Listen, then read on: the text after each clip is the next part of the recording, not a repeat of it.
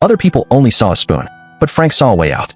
He rubbed the spoon against the sole of his shoe, then walked up to a guard and asked for clean utensils. What the guard didn't know was that Frank walked away with 2 spoons.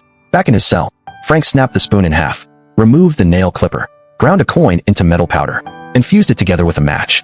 It was an ugly tool, but it was the perfect weapon. He started digging. The prison was built in the sea. Years of salt had weakened the concrete. Then he smelled something. Burnt matches. A guard was coming. Charlie tapped on the bars. Frank quickly sealed the hole. I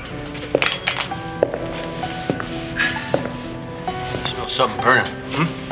I don't smell anything. The tool hit the floor. His heart nearly stopped.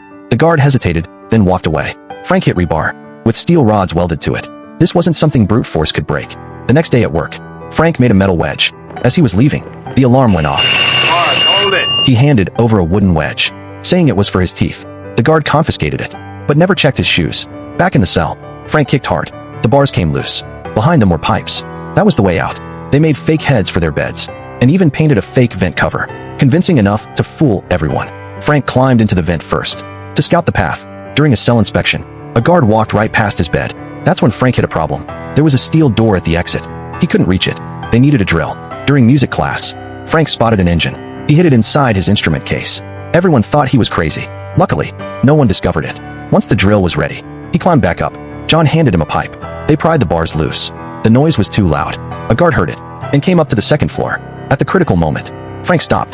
The guard thought he imagined it and walked away. The night before the escape, the warden arrived. He searched Frank's bed from top to bottom. He stopped at the music box.